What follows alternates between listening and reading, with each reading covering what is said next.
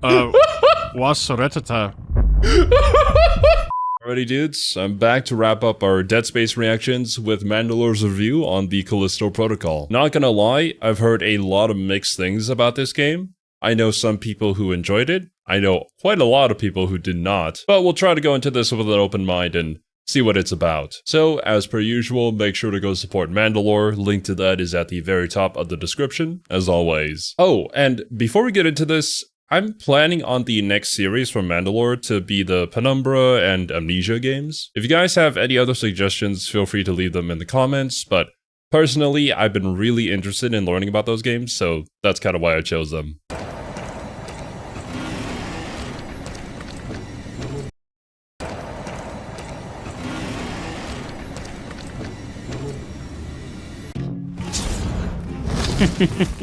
That was the joke, just Midtown. The Callisto Protocol has been having a rough time, to put it lightly. It was a reference. The spiritual successor to Dead Space, with many of those core team members on board, that released in a rough state on PC, has combat that's still being tweaked pretty heavily. And I don't recall exactly, but I feel like I heard things about how the PC port was just absolutely atrocious when it came to the optimization. But then again, at this point, it's kind of expected for any PC port. I had asked this question in a previous reaction, and so far, it seems to be the consensus that PC ports are just really, really hard to do because there are potentially millions of combinations of hardware that people could have and causing certain issues with the game. So trying to optimize your game for all those potential combinations is kind of a nightmare. is now competing against Dead Space the Dead Space, or Dead Space 23. Spiritual successors can love doing the, hey, remember that? Except now, instead of purely tapping into nostalgia, it's essentially advertising a different game. I can't remember the last time I've seen something like this. But that said, I'm not going to mention the remake much, especially since this game came out before that, possibly to prevent that kind of comparison. But the original is definitely in play. Because if it wants to call back to the original trilogy as much as it does, then alright. Now, I did try to engage with it as its own thing. I played through it several times, found all the secrets, and even listened to the audio drama. We're asking the questions around here, old-timer. So why don't you shut that metal squawk box you call a voice? This voice is from a windpipe implant I got after a shootout on Ganymede. Keep talking to me like that, and you'll find out what happened to the other guy. Wait, you had Michael Ironside and didn't put him in the actual... So it still has... I don't know who that is, but the concept of an audio drama sounds intriguing. I don't know if it's something I would personally ever listen to. I'm not exactly the type of guy to go around listening to a podcast while I go about my day. If I do listen to something, it's usually just music. But I suppose it would sort of run in the same vein as listening to like an audiobook. Plus, having all these professional voice actors actually voicing their characters would make it an extremely immersive experience. At least from what I would expect from it. And yeah, it's kind of impossible to avoid the comparison between this and Dead Space. I believe there was even marketing surrounding it that specifically stated that these were the Dead Space developers coming back with a new IP. So I really think anybody going into this game had that sort of expectation to it, which maybe made it even more disappointing. I don't know. Going into anything with expectations never really ends well. There's only ever those rare few occasions where something completely just blows your expectations away and it really sticks with you for the rest of your life. The only series that really did that for me would probably be like the Nier series, the Zero Escape games, as well as Trails in the Sky. Oh, and how could I forget? Soma.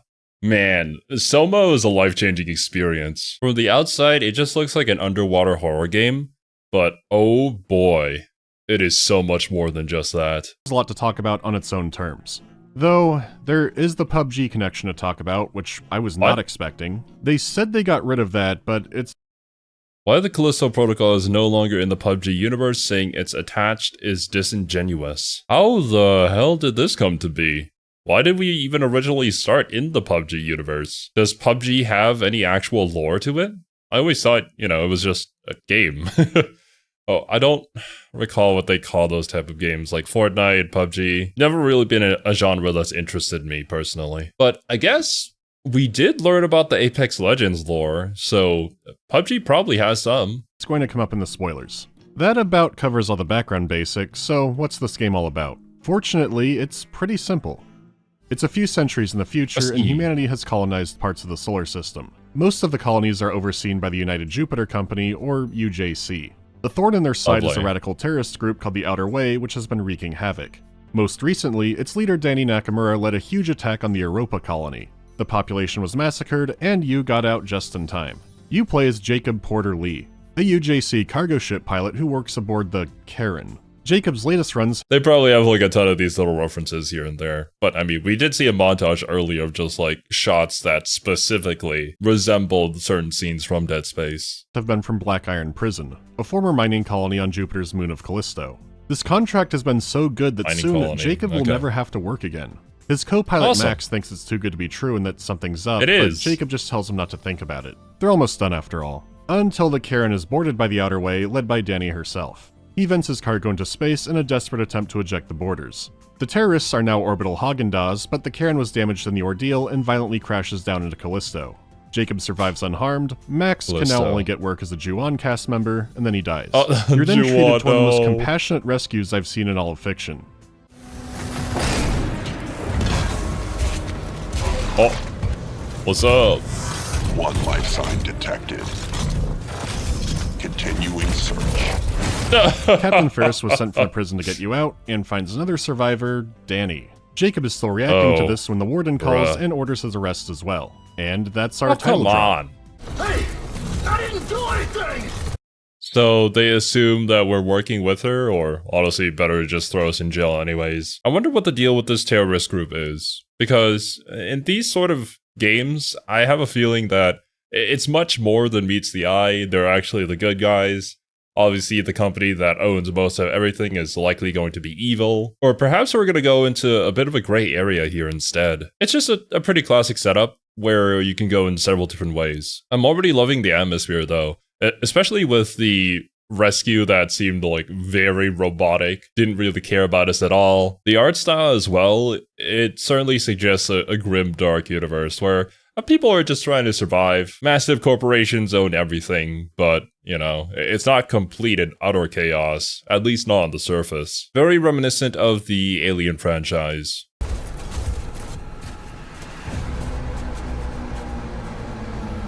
Welcome to Black Iron Prison. Here's your complimentary health bar. And even though you were supposed to be here for life, you're going to be let out early. The prison is currently dealing with an unknown disease of the Tom Savini variety. So, get out of prison. Easier said than done. Let's talk about the graphics. On a technical level, a lot of meaningless terms are thrown around like quadruple A level of production. That kind of marketing speak you'd expect to see on a Star Citizen delay post. So as a Does Star Citizen exist yet for you guys? I don't know. I have not been following any news on that.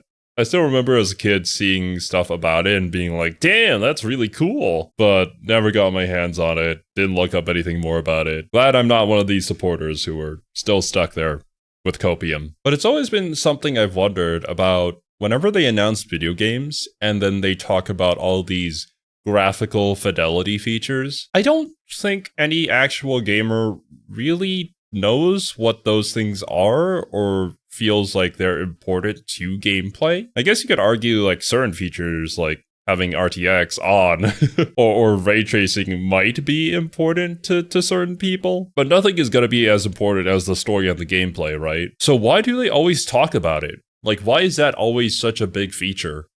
I guess maybe they just don't have anything else to talk about, or it's more so like corporate speak for investors. I don't work in the games industry, so I don't know the details behind the scenes. Human, I'll say this game looks incredibly expensive, and what you're seeing is kind of selling it short. Besides usual YouTube compression, Callisto Protocol supports ray tracing, which can add a lot to some games, but you won't see it in this video for a few reasons. For one, I don't have the latest and greatest GPU line since the new Nvidia stuff looks like a ripoff, and turning on reflections cut my FPS. Okay, when was this? This was 2 years ago, so the new Nvidia stuff was what, 4090? Heck, in the current day, a 5090 does look like a ripoff. I don't think anyone for a second believed that the prices that they showcased at their little expo there were going to be anywhere near the real actual price. I think for the majority of people, at this point, honestly, getting like a 9070 XT is way, way better. At least when it comes to like cost and performance. From some benchmarks, I don't think they sit up to like a 4070 Ti Super or anything like that. But at the very least, they were available for a time. I think they're pretty hard to find nowadays. And they were a lot more reasonably priced. I myself, I'm sitting pretty cozy with the Ti, 4070 Ti Super, so I honestly might wait for the next generation. And yeah, being a content creator, you kind of justify the Nvidia prices, but man, those are hefty. I hope AMD someday comes out with a high-end graphics card. Or honestly, Intel? Is Intel still working on graphics cards? I hope they are. We need more competition for Nvidia. In half without looking much better. As for ray traced shadows, they look horrible. It's like shimmering bugs are crawling across every surface. No. Even if I could run this, I wouldn't, since it looks way better without it. The light and reflections can look better than this, the shadows will just give you horrible hatching until they patch it. Callisto's a very visually detailed game, maybe the most out of anything I've played so far. Industrial environments can be so full of pipes and wires and other greebles that it gives me the same feeling of forgetting how my Factorio base works. Even the surface of Callisto can have a lot of richness and atmosphere to it, with some attention given to how you interact with the snow around you. The character models, and especially the animation in the face, may be some of the best I've seen in a game so far. Making the game look as real as possible clearly was a priority. Even besides faces, thought was given to what factors would change in animation. Are you walking or running down the stairs? Are you doing it with a weapon? Hell, if you upgrade that weapon with a grip, Jacob can change how he holds and shoots it. Sometimes. Sometimes, well, rip. At least there was an effort made, and clearly these developers care a lot about immersion, or else the Dead Space games wouldn't be the way that they are. You can physically see your stored weapons, how you get caked in blood or prison Hershey's. I mean, it being so high-res is good on the fact that half the screen can sometimes be dedicated to the Jacob zone, but without a doubt they're pushing the graphics to be grounded with some extremely impressive results at times. Every few years we get one of these games that really pushes some aspect of graphical realism forward, which overall can be a good thing for the greater game ecosystem. You know, technique and technology is pushed forward, but those games themselves... Sometimes that graphical power comes at a cost. When realism is the driving force... Oh, wait! I don't know its name, but I recall seeing something about how, like, the fire in that game looked really freaking good.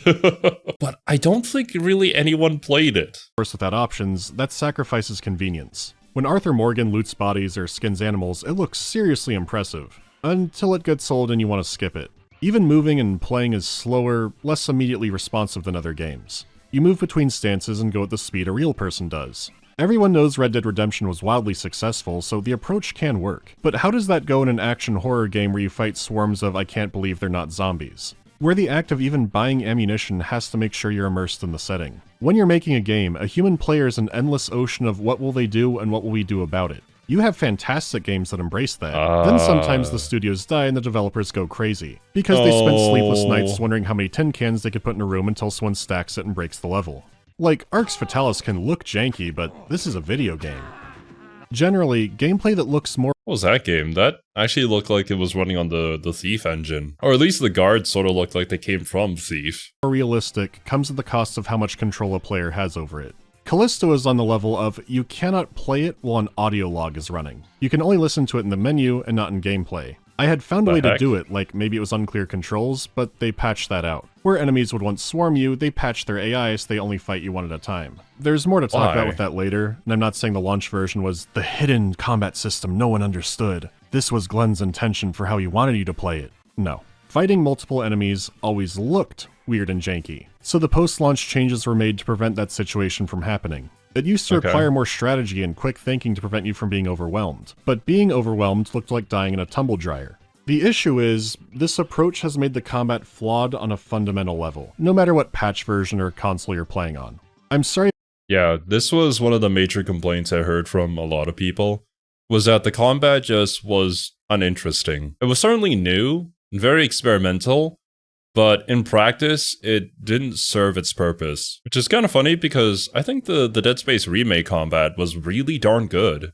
Especially with the way that they implemented how all the different weapons could interact with the necromorphs, and how many different playstyles could be derived from those different combinations of weapons. But now here, it kind of just seems to boil down to dodge the right direction, hit them once, dodge the right direction again, and hit them again, and then you just do that over and over. If I've gotten too far ahead, it's just that hypervisual realism is a root cause of many other mechanical issues. Keep that in mind. As for art direction, this'll sound weird, so stick with me. The environment is at its best when it's embracing its main premise. It's a prison colony on another world. Like, the main cell blocks are a panopticon that goes who knows how far down. Solitary is a torture box that hangs over the abyss. You can find the handiwork of other inmates getting their hands on the guards. On the planet's surface, sometimes you can only track enemies by flashes of lightning or finding their trails in the snow. I'll say it again, cool. there are times when the game can have excellent atmosphere. Then you have the sewer.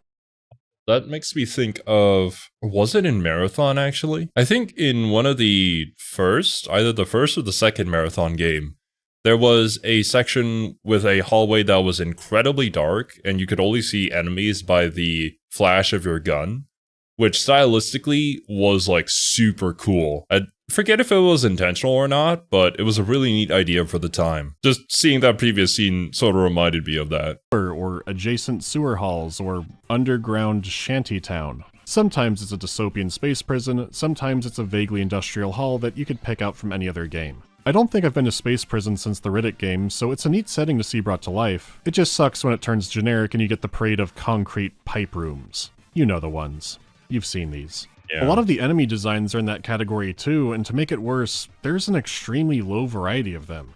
Something a little depressing is that one of the more interesting enemy designs is a head that emerges from an egg like a snake and tries to murder you. Except that it's a QTE enemy, which they've placed around enough that it's annoying and you'll hate him by the end. It's also one of 2 QuickTime Event exclusive enemies, and we'll get into this game in QTEs. But it's also that this is the grabber that was cut from Dead Space 1 in 2008. It's clear people there liked Extraction, but this can't be where the ambition was at.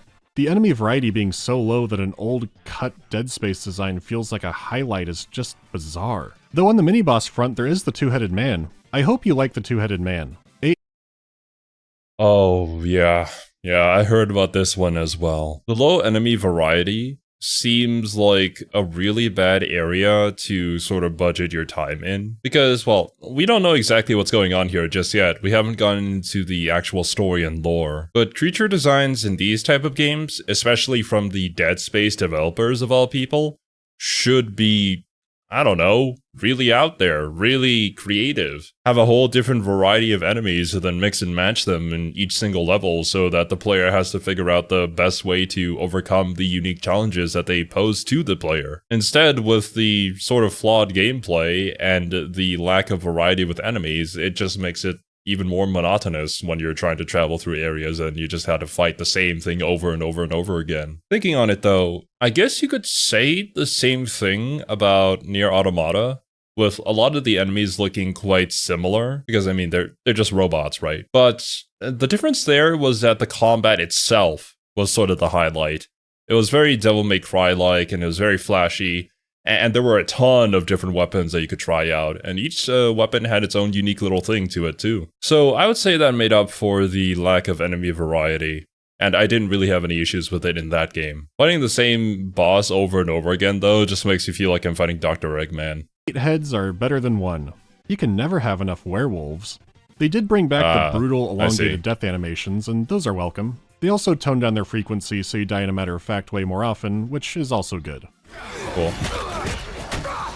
As for music, the tension-building tracks are serviceable, epic. Nothing really memorable. It's kind of a droning loop where sometimes something sticks out, but not for too long.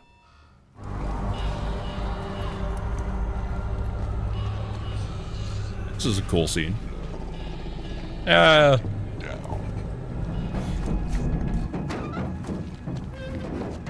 Something in the walls.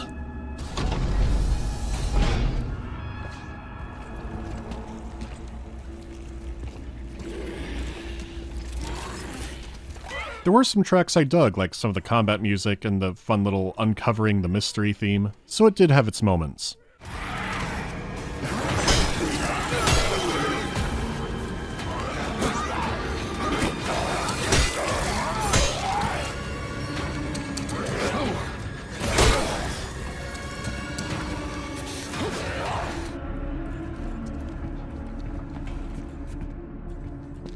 When it comes to sound design, the environment was the winner by miles. It is so rich and layered, and machinery can be especially impressive. Sometimes you can roughly track an enemy by where it's clunking around an event. How it uses spatial sound is the best I've heard in a AAA game in a long time. Maybe that was what they meant by quadruple A.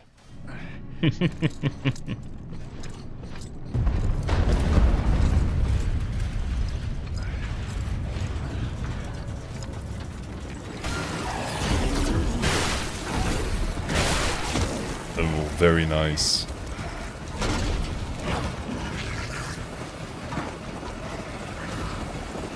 It's a cool little animation.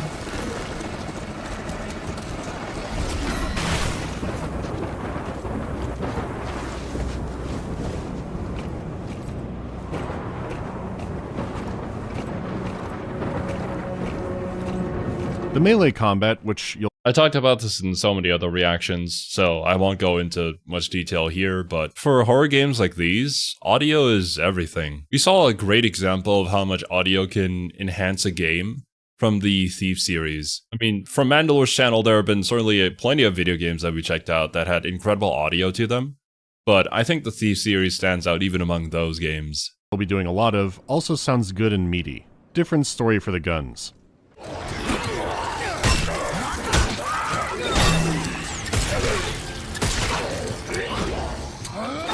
Yeah, I see. Oh, yeah, no. As great as the environment is, most of the weapon and enemy sounds are pretty stock. I can't think of anything I found distinctive or memorable about them. I couldn't shake the feeling that the look and sound of the world was a priority and what actually inhabited it was an afterthought. Like, the sound of the vending machine stuck out to me. There was no unsettling distant enemy roar, and even the timing on some of the jump scares seemed slightly off. I mean, it's rarely subtle anyways, they love showing you the scary thing. They actually started banking on it filling Why, their though? entire screen, so it's shocking they didn't do more with the environment. I guess I don't feel too bothered by a blue-collar Freddy Fazbear. If your sound technology is that good, you'd think you'd play with it more, but they rarely do. Instead, it's be in your face and loud. You can do that some The added sound effects really don't help Mandalore. That's unfortunate.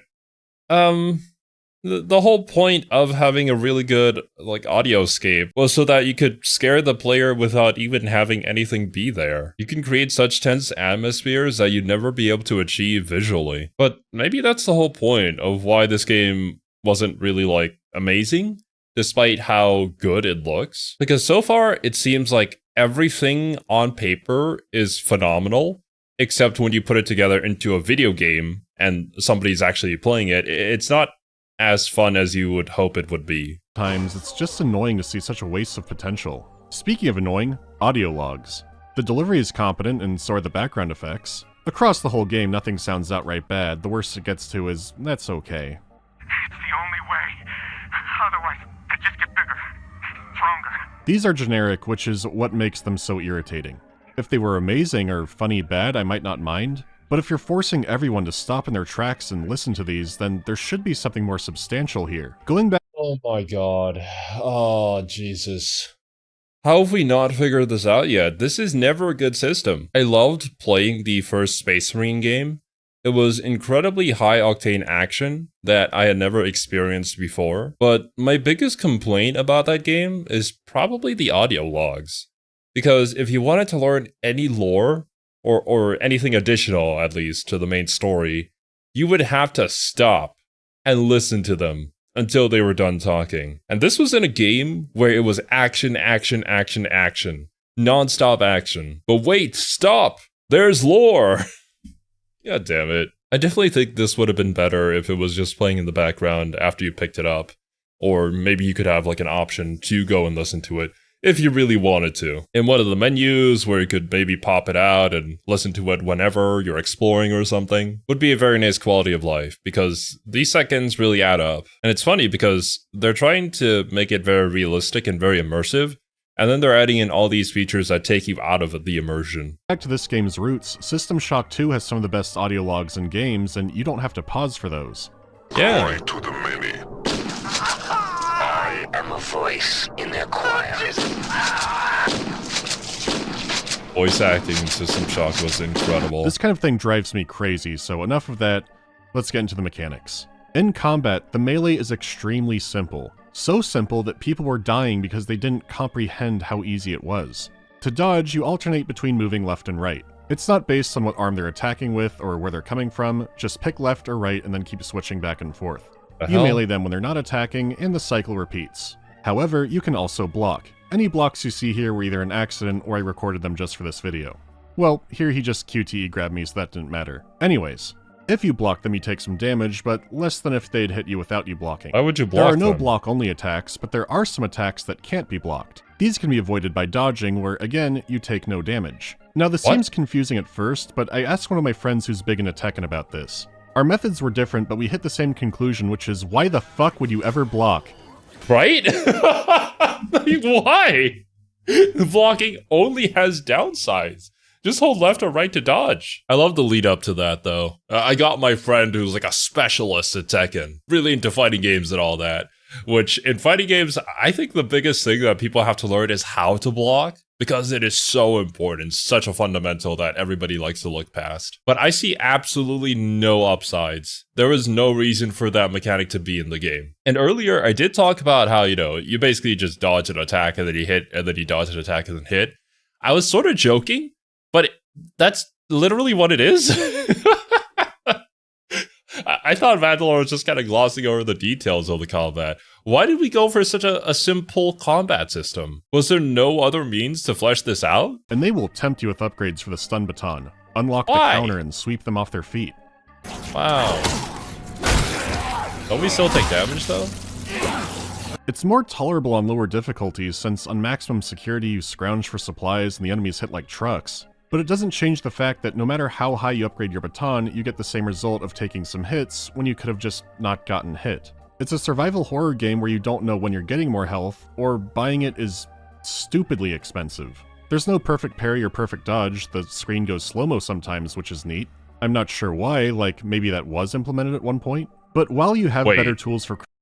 They have this system that they implemented but never finished? Or decide to remove? What the heck? At the very least, having a perfect parry would make attempting the dodge viable. It gives somebody a reason to try it if they're really good with their reaction time. What is this? What is this decision? crowd control, in certain situations, I could see the block maybe being useful in the launch version. In this one-on-one arcade brawler version, there's no reason for it. Actually, sent to a mining prison colony, ancient horror beneath it, melee combat that falls apart in a group. Is this Gothic?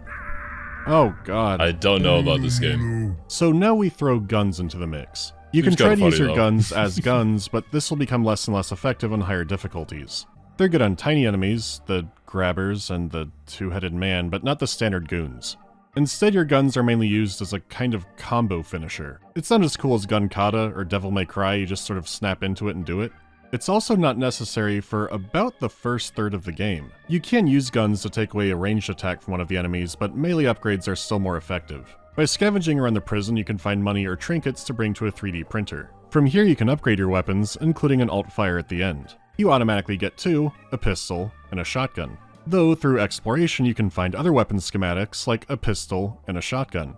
And a rifle. But that's not the whole story, since, after all, Dead Space weapons can have pretty wild alt-fires. In Callisto, you have the hand cannons' explosive rounds, the riot shotgun's explosive rounds, the skunk gun's homing rounds, the rifle's homing rounds, and the tactical pistol's burst fire, which has mule kick recoil. If you did make the mistake of buying the new weapons, you still get ammo for them. You can never store them away, and ammo will keep dropping, which is a problem when you only have 6 inventory slots, later getting up to 12. The arsenal with the alt-fires is already really uninspired and dull, but I swear someone tried to hide it, because some upgrades are borderline scam expensive. To demonstrate how mind-bogglingly fucked the balance is, let me show you this. When I beat my new maximum security run, it opened up New Game Plus. You don't get New Game Plus rewards like extra money, or a skin, or anything, you just get to go through it again. And I did. Oh, I explored everywhere, sold everything, only tried to get upgrades. And when I got to the last printer in the game, I still didn't have every upgrade because they're just that expensive. I did do it halfway through a third run out of pure spite, where I then learned from Steam that more people have beaten New Game Plus than unlocked all the upgrades, because you need to play it efficiently 2.5 times to have any chance. And no, the money drops based on difficulty aren't going to be high enough margins to make a difference. You need to sell high-value items that are static, like from boss fights or treasures, all in service of the most premium Madagascar vanilla weapons you could have in a third-person shooter. to the point it's copying them and their secondary fire modes. Then make it horribly expensive so maybe less people will know. And what really gets me is, there's room for another there. The most fun thing in the game is the grip module. It's like Dead Space's Kinesis, but Sam Witwer's in the game so they force unleash the hell out of it. You can throw objects like Kinesis, but it's more fun to just throw the whole enemy. You can juggle them around. I didn't get that joke. Force unleashes it, but like, I'm assuming that was a character or somebody who played a character in Force Unleashed, which is a game that I kind of want to get to at some point. I think I already have it on Steam. I just need to find the time, or whenever we get back into Star Wars. It is very unfortunate though that all these weapon upgrades are incredibly uninspired. I also feel like whenever we saw the shotgun like hit the enemies, it just didn't have a satisfying explosion. It was sort of just, oh, I knocked the guy back. Maybe I just have an unrealistic expectation of shotguns now after like playing Doom 2016.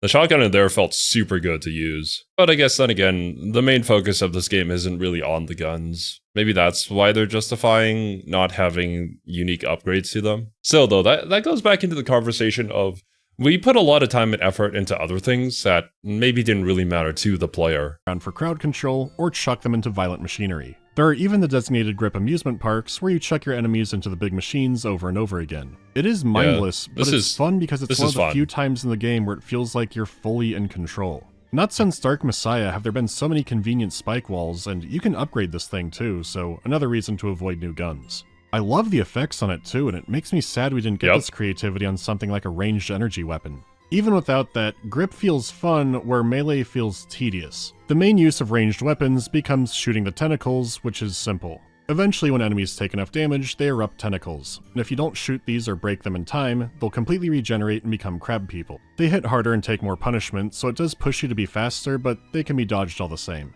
And ultimately, the almighty grip doesn't care how many tentacles they have. Oh no! Bye.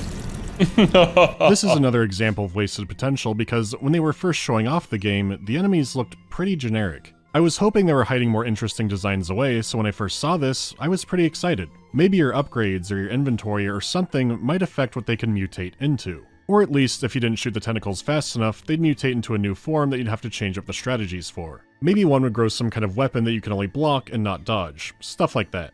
Instead, they're always the same. One character even goes, I think those things are changing. They're evolving. And it's like, what a great idea. Your enemies start as generic zombies, but as the game goes on, they become more twisted and alien and you have to change up how you play. Instead, it's zombies that sprout barla pasta all the way through. I can't overstate enough how much the lack of variety hurts it. Even beyond the necromorphs, it's established that insane killers are on the loose. Or fight the prison guards, who can be just as bad. How about the robots? I love the robots.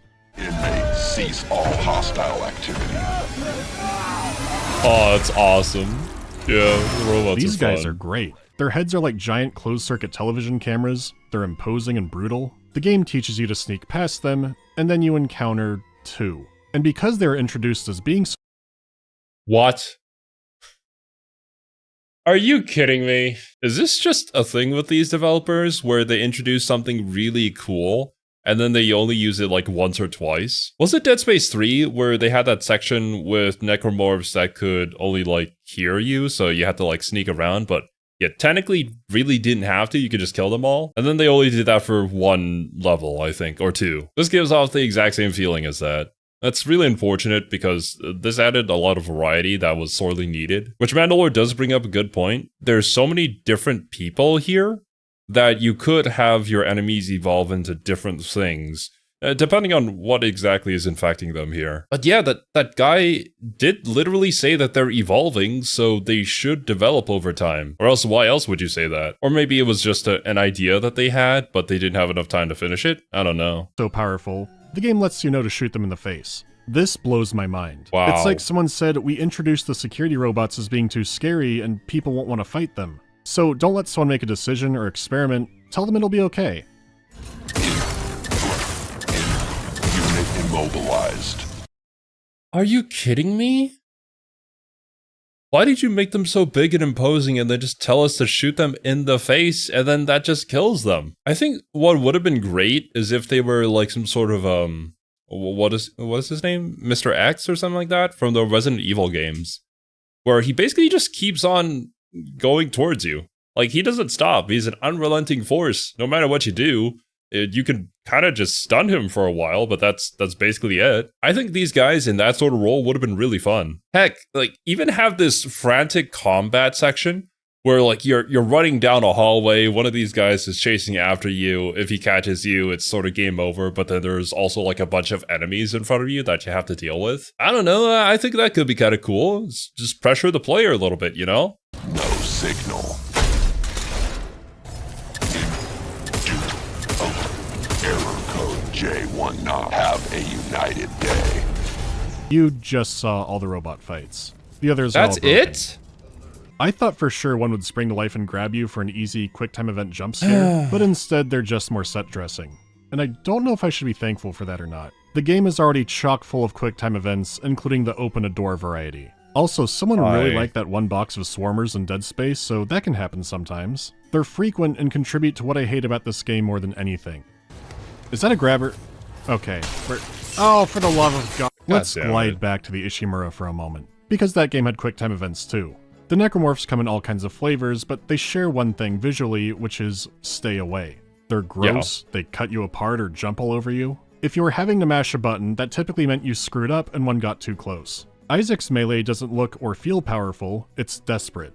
Having control ripped away from you was alarming because you weren't used to that. Dead Space 2 had these as well, and they'd show up in some action set pieces. Again, not too often, but it introduced another way to take away control. At a few points, you might have to crawl through a vent. It wasn't often, and a good half the time something would happen, like the vent collapsing or something waiting for you. Since I played it after Callisto a while back, I decided to count it. I didn't count backtracking for something like the Pang puzzle, and to be nice to Callisto, I didn't count anything under 10 seconds. Now, I have a local cult in my area recruiting by putting index cards above the urinals in grocery stores. They seem pretty bonkers, like big time crazy, but thank you to the Galaxy Federation of Light for this index card. Anyhow, the final count was 7. What the heck? That's... I thought that was a joke. Are you kidding me, Mandalore? It is genuinely quite alarming how many of these cult-like channels there are on YouTube, and their content is sort of allowed to be here.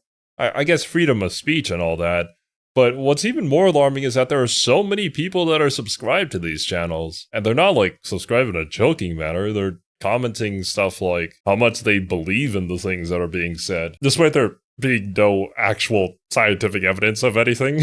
Like, do people still believe in the TikTok time travelers? I guess it really plays into that part of humanity, though, that wants to experience the supernatural or the occult or sort of know what's going to happen in the future. Maybe it makes you feel a little more secure. But personally, I think true freedom comes when you accept that not everything is within your control. Anyhow, the final count was 7, with something scary happening 3 times. For the Callisto Protocol, a game roughly the same length, the final count was 23. Again, I wasn't counting short vents, or any wall shimmy, which I really should have been. And yes, I know it's a way to hide area loading, and when the game is this detailed, that means a lot of loading. My point is, you feel little control just holding forward, and you do that a lot. Then you dare to enter a room and get punished for it with a QuickTime event. Enter the Orb of Melee. Alternate between left and right to dodge. It's not engaging, and the fun, more clowny looking methods seem to not be what the game wants. Not having the camera fixate on an enemy or anything else out of your hands means staying at range, which, as we've gone over, the game doesn't seem to want you to do that outside of the grip fun zones. Melee is too integral even on a visual design level. Dead Space was built entirely around keeping your enemies back. Use weapons, use powers. It was range. The necromorphs will tear you apart up close, keep them away. Callisto Protocol has a different approach. Just sit there and wait. Oh, you're approaching me?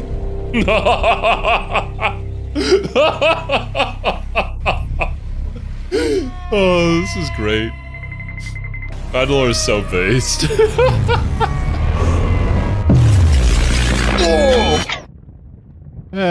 Konani Tanaskanai. Shikashi. Wasoretata. Oh, Shokashu!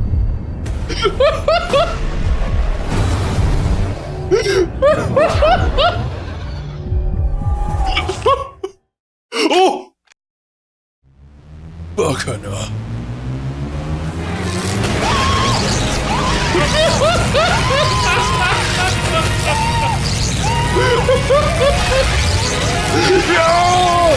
Yes! It's the 7-page Muda. Or was it 11 pages? Probably 11. That was a very long Muda. Okay, this might have been exaggerated. The point is trying to invoke A little bit. God, why is Mandalore so based? That was phenomenal. Probably one of the best jokes I've seen on this channel. Then again, I am very biased. I love JoJo's. Honestly, if the combat was like that, though, this game would be a 10 out of 10, a 20 out of 10. Wouldn't that be such a strange mix? Like, a full-on anime combat in this realistic, gritty sci-fi universe? Nobody else would have done something like that. At least make something unique, you know?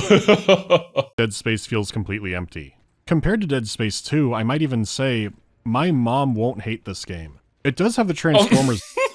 I still can't believe that that's actually how they marketed that game. That was really freaking funny. guy, but I know he was in a bunch of romantic comedies too. I just don't know many Josh Duhamel movies. What has Josh Duhamel been in? I know about 88 Josh Duhamel movies including Transformers, Dark of the Moon, Transformers, Revenge of the Fallen, Transformers. Okay, I get it. I could pick out homages and speculate on what is and isn't, but there's one I want to focus on because it's so strange. It's a section in Dead Space 3, actually. After traveling through a frozen hellscape, you come to the rusted remains of an old colony. It's deep underground, and you face off against blind, emaciated creatures. Oh yeah, you these can guys. Sneak past them, but these stealth sections are tiny, and you miss out easy loot. Killing them was the right choice, and a lot of people didn't even know this could be a stealth section. Okay, Callisto Protocol. After traveling through a frozen hellscape, you come to the rusted remains of an old colony. It's deep underground, and you face off against blind, emaciated creatures. You can sneak past them, but you've got the stealth takedown. Very stealthy, yes. Very incredibly stealthy. It's longer, but even if they find you, Sir Kick-Slot left all the spike walls around. They can't swarm you, they'll only fight one at a time. It's surreal because long ago I saw how this section could be better. They clearly went into it with the same thought in mind, making it longer, but they made it less tense because their combat options trivialize it, and fighting them without grip or stealth kills would just be tedious as they line up and take a number. This is the best example of the combat being brain dead easy or chopping down a forest in Minecraft. They added a hardcore mode recently, which I did try, but when the enemies in the tutorial were taking a dozen hits to kill and dropping between 1 and 2 Callisto funbucks. What the heck? Why is it always just raise difficulty by making every single enemy a sponge bullet? Well, I said that backwards, a bullet sponge. Like, I know it's very easy on the developers to do that, but gameplay-wise, it is not fun for the player. It never is. I guess it just has to do with the budgeting and whatnot, but wouldn't it be really cool if, you know, switching the difficulty made the enemies gain special moves? The strategies that you'd have to use against them would be different? Maybe you'd have to get timing on dodges down better than usual? I don't know. Anything that isn't just more HP. I decided I didn't want to die of tedium. That's the word. It has its moments, but overall this game feels tedious. I can only wonder what went on behind the scenes because something doesn't feel right about it. A lot of time and talent was put into making the death animation sick. It's too bad that being alive isn't 10% that entertaining. You know what? Let's talk about the story. As great as the world can look, it's impressive how little you know about it. It's a two-level problem. Dead Space gave you glimpses into the greater world and setting, which you didn't need, but it was expanded on more in 2. If the story you're telling is compelling enough, you don't need to explain all the lore fluff. But if you give people both, that can enhance the core experience. Or maybe the story being told isn't that interesting, but playing the game and being in the world is good enough that it doesn't matter. Even if the gameplay is terrible, a great, interesting story can push you through it. Only an interesting setting is much harder. Still, a lot of people... Having a good, fundamentally sound story should be the basis of the game. Like, even for something like a turn-based strategy game, I think the story for turn-based strategy games is even more important because it's the driving force for why you're playing the strategy game. Why are you on this mission doing the tactical movements, trying to carefully think out how people are going to move and make sure that people don't die, if you don't have a good reason for doing any of that? I guess if I want to speak about it in like a general sense, I think stories are why people care enough to play the game in the first place. Unless if the core gameplay loop itself is just so satisfying that that's what you want to experience, there has to be something to get you to come back and play more. People can latch on to lore. So imagine my surprise when Callisto conveys virtually none of it. There are no text entries, and audio logs don't say anything about the greater setting. The most you get are snippets in the character biographies. And even these are one note, they're more just to show that everyone working at Black Iron is awful. Yeah, prison staff aren't the cream of the crop. We're not breaking new ground. Oh yeah, no Some kidding. sci-fi jargon fluff can make the world seem deeper, but the story is so generic it's writing off of obvious cliches. Maybe the UJC isn't good. You know why. Because they're the company. It's hard to word, it's like, you only have things you've seen before to go off of, and all those assumptions will turn out to be true. Oh my god, are you telling me that I literally predicted the exact story right from the get-go? I said that it is a classic setup where you can go in several different directions from that. You're not supposed to just play it straight, because it's been done so many times. At this point, you might as well just not make a story if that's your basis. What is the interesting twist? Is there nothing here? The most interesting aspects are mainly empty, so your imagination fills them. But get this, that Helix Station audio drama I mentioned has a lot more insight into the world.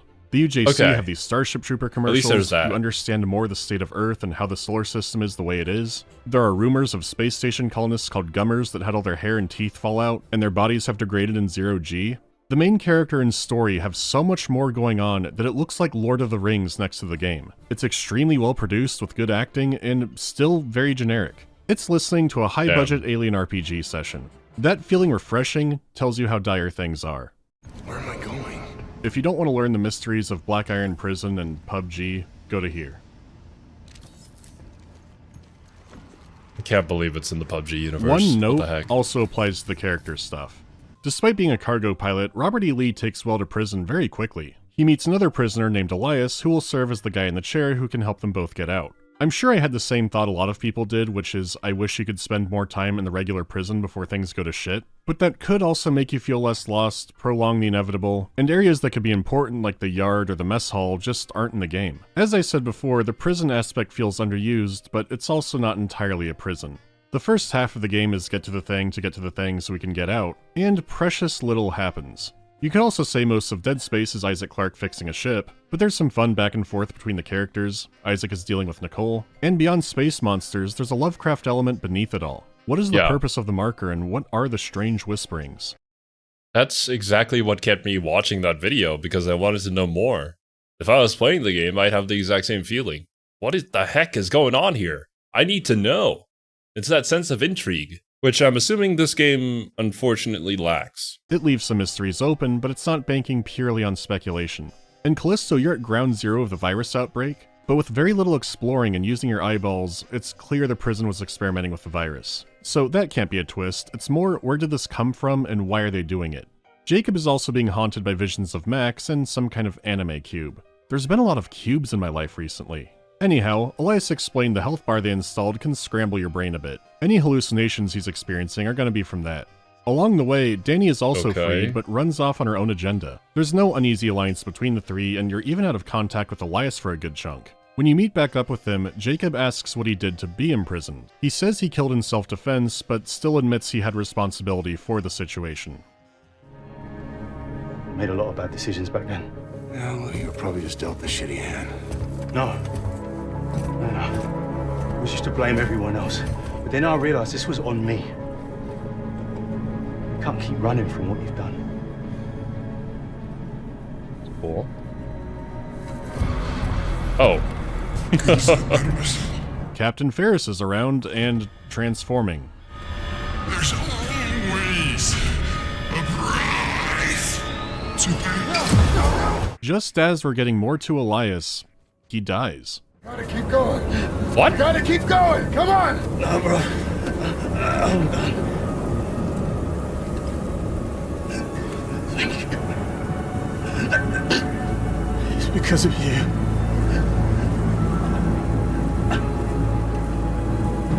I got out. The music swells, his life chokes out, and I was amazed that I felt sad. The performances are great enough to carry the moment, and it does feel sad that you didn't get to know him. Considering how much nothing there was until this point, it feels like a moment from another game. We get back. I do agree. The acting moment was great. I basically knew nothing about this character, but that moment was very genuine, and it made me want to learn more about the guy and what exactly happened in his past. I guess you could say that it's like an unexpected death. Get you to care about the character first before removing them from the story and all that.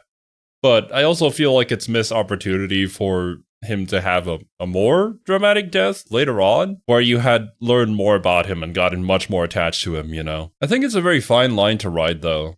Like, for certain movies, they pull something like this off, and then it just really frustrates the audience. Like, why the heck did you even introduce this character with all this hubbub and all these, like, graphical elements to introduce them, when you're basically just gonna kill them off immediately? And then in other movies, it's like, dang, I didn't expect them to go like that.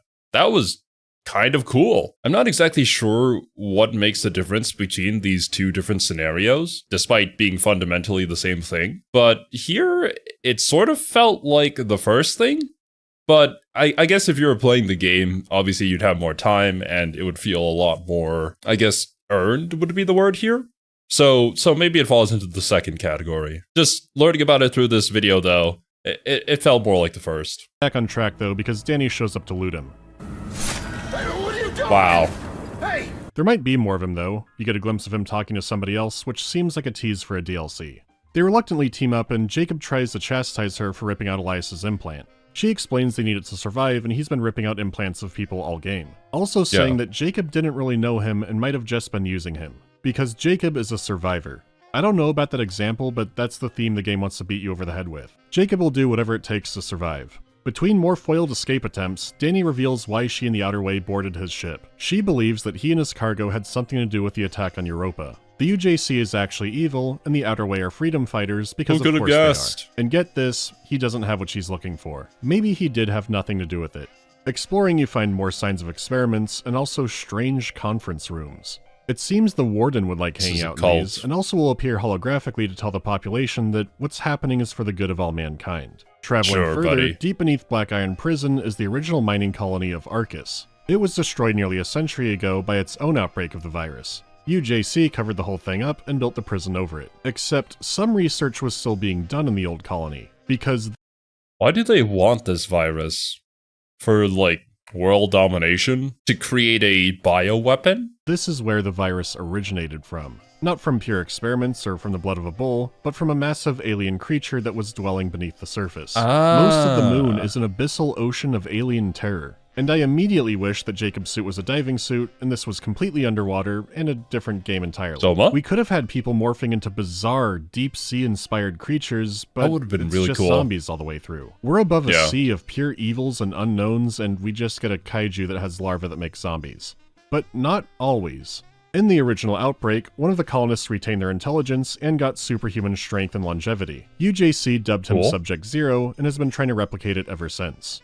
There you go. Obviously, it's for military purpose. Like, it's just a straight pipeline. What else would you use it for? Well, the mutating Captain Ferris appears to be their dream come true, Subject Alpha, which makes everything start to sound more like the Anderson Resident Evil movies. Jacob escapes, but Danny is now well on her way to joining the many. Jacob wants to try and save her, even if he has no clue how, and luckily he's contacted by the doctor who installed his health bar. This is Dr. Mahler, and like most people on Jupiter's Elan school, she is full of guilt. She's burdened by the secret you discovered in the dark heart of Black Iron Prison. UJC was experimenting on the inmates. Wait, do they think that was like a twist? You've known that for hours. You might have... How could they do such a horrible thing? But man, dude, we really cheaped out on the story part of the game, didn't we? Mandalore's earlier assessment was entirely correct. Like, whatever you expected was going to happen, it happened. I've known that before you picked up the game. We've already gone over this. How is it a reveal? Subject Zero? It's really this bland? The next phase of human evolution. When I first heard that, I think I felt something bursting in my chest. What year is it? Does the biophage virus let you use 100% of your brain? Mahler explains that to cure Danny, Jacob will need to inject her with a DNA sample from Subject Alpha. So now you have a good reason to go face down Starkiller. But Mahler also starts a data transfer between you and Danny's chips, so you can... Oh, okay. I think Starkiller was the name of the protagonist of Force Unleashed. then yeah, that explains the joke earlier. And I believe when I was streaming Knights of the Old Republic, somebody in chat told me that Starkiller was originally supposed to be Luke's name, but they changed it to Luke Skywalker instead. I guess Starkiller was a little too on the nose considering what he did in the movie. See more of what she knows. You travel into Danny's memories of the Europa attack, and it's revealed that the anime cube was a stand-in for the worm larva tube, and that Danny's sister died in the attack. And second reveal, Jacob knew there was definitely something fishy about the runs he and Max were doing. So the Max visions were his guilt over knowing something was up. But there's even more. Europa wasn't a terrorist attack.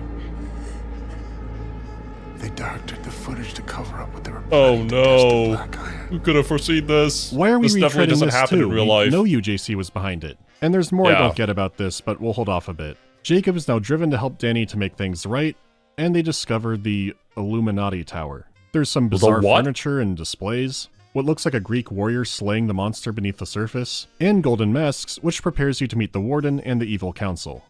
Right on time. He approaches. The survivor. Really going into every single trope, aren't we? Where's the Alpha? The Warden smugs about Jacob really isn't an innocent and he'll do anything to survive. It's delivered like Jacob has been ruthless, but he's mainly been falling. He didn't steal Elias's heir and everyone he fought was in self-defense, but that one guy did say wait before he got him. Is it to parallel Elias where the decision put him in the situation? Where the decision is muddy enough that he could still be in denial about it? I don't know, the Warden talks like he's been eating eyeballs and not falling and climbing. Then he explains the point of the Callisto protocol. Protocol isn't about death. It's about life. Our future lies out there. Our destiny. So you're using this to evolve the human condition so that we can survive better in outer space, right? Please tell me that's not what you're about to tell me. Because we've done that over 1,000 times already.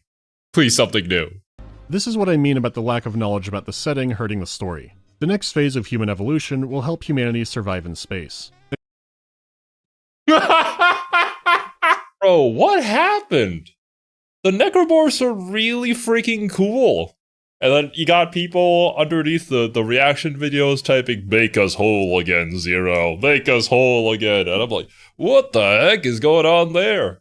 Then we got the reveal like, oh, dang, that's really awesome. Alien civilization, they tried to control it, to get rid of it, but they couldn't succeed, and now we activate the machine But, like, now this is just everything that I've seen before from the sci-fi genre. If I was a complete babe to sci-fi stories, I might enjoy this. But because of how much media I've been exposed to, yeah, this is just silly. This is just very silly Billy storytelling. This is to the point where I could probably come up with a story. Like, with the lack of experience in writing that I have, I could probably do this. I don't think I'd do better, but yeah, this seems about right. Except it never clearly established that humanity isn't doing well in space. Yeah, your only why would we insight need is an this? alley post-terrorist attack, a cargo ship, and a prison. It was a cover-up, but a prison moon isn't a great use of resources if we're struggling. Having rundown areas in space can imply the opposite. Imagine how far technology would have to come and how mundane space would be for there to be a shanty town on Mars. I'm just assuming we're stuck in the solar system in this setting, but even that's unclear. While 3 did muddy it up, Dead Space made the issues of its setting way more visible, like extinct animal friend plushies or synthetic plants. This is raising the stakes when we don't know what the damn card game is. My view of Italy wouldn't be clear if I was only in prison there. After that, the Warden has you fight Ferris to prove his evolution is superior. His main purpose has also been to say that Jacob is guilty. Are you trying to run from what you've done? You fight him, he gets big, he dies, and the Warden loses his bet. Oh. Wow. Don't do it, you asshole! You loser! What are you so worked up about? I put a lot of money on that dickhead to win. How much did you bet? $1 million! You think you've beaten us? What movie is that from? An imperfect vessel. But in that sample is the key to unlocking a centuries-old dream. The dream of space travel? Or something else? I'm also not sure why the Warden only wants the syringe, because there's a whole lot of leftover Sam Witwer over there. Anyways, he was a hologram the whole time, the place starts blowing up, there's only one escape pod, and Jacob throws Danny on it. She has the proof to Oh. expose the UJC, and Jacob has come to terms with what he's done. Mahler said she belonged in Black Iron, and in the end, he accepts that he does too. It is one note, but it is an arc, Hey. and I can't... Jacob. Never mind. Callisto Protocol sequel! Let's go! But I'm going to need your help. Oh cool, it's like Dead Space. Okay, the Illuminati thing opens a lot of questions. I won't waste your time speculating because PUBG. I haven't played it in a while and didn't know it had a story. Taken on its own, I never played the game. I didn't know it had a story either. I thought the protocol was inspired by PUBG, the in-game protocol. They had tried for years to recreate Subject Zero and couldn't, so the new Warden Cole had a radical idea. Evolution won't happen in the lab, it'll happen in the wild. The environment being too controlled must be the flaw.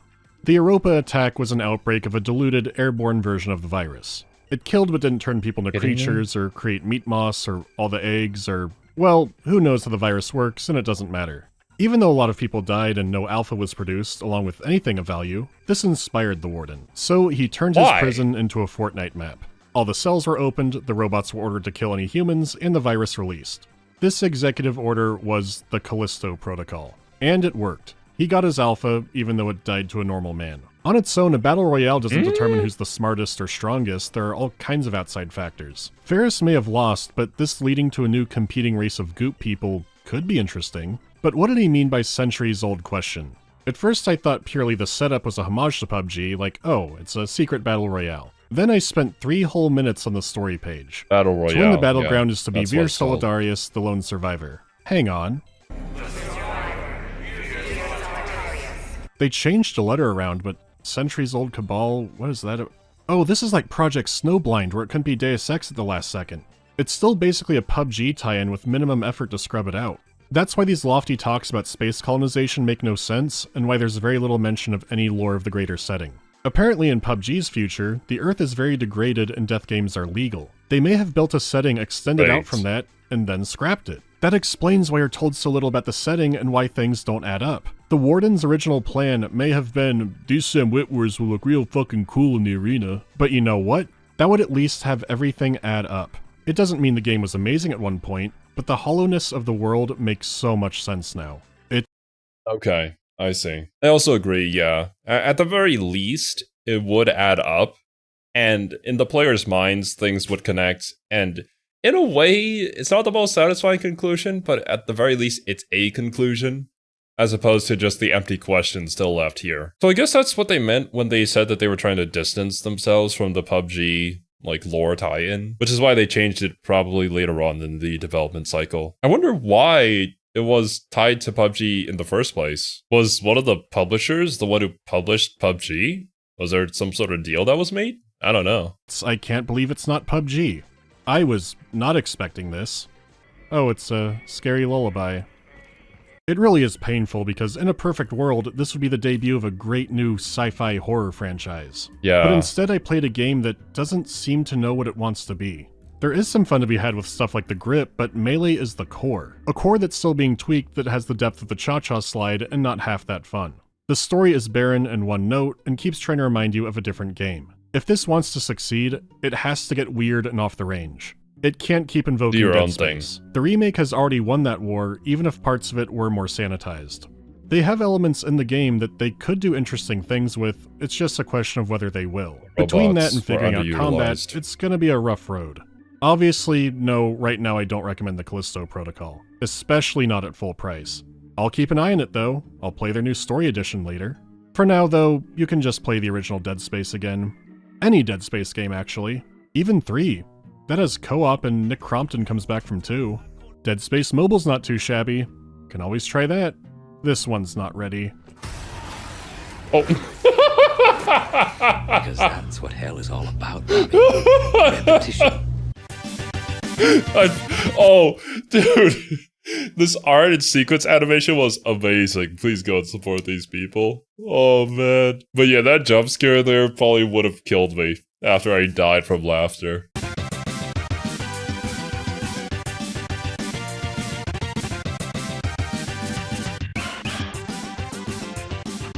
Have I used these videos as an excuse to finish a game I never did? I believe Dusker's, Necrovision, and Kingdom Under Fire. If there had been others, I can't remember. What's my... I use the live streams that we do as an excuse to play video games that I've really wanted to play this entire time, but could never justify spending that much time playing a game. Unfortunately, that's just kind of the reality when you become an adult. I always have this feeling of like, if I'm not working, then I'm kind of just wasting time, which really shouldn't be the case. I still gotta get over that. But streaming the gameplay has certainly helped with that. At the very least, it sort of feels like work. I'm not earning a whole lot from the streams, but they're still fun, and getting to hang out with you guys is an added bonus. Granted, I'm not streaming right now because I still have a lot of work I need to catch up on because of the earthquake, but when we do get back to it, it'll be great.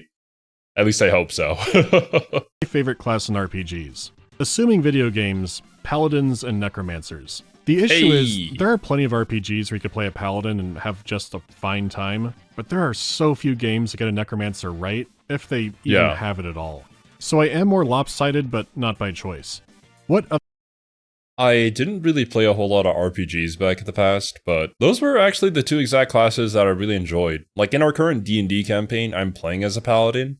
Whenever I have a choice to play a class that is similar to paladin, I always pick that. I just like playing as the tank that can do some damage. Or I guess in the case of D&D, I sort of do all the damage, at least here in the early levels. But necromancers were the class that I always fantasized about playing as like a kid. I think at one point, I got Diablo, the first Diablo game, working on my little laptop, and I tried playing Necromancer. I'm pretty sure that was a class in the game.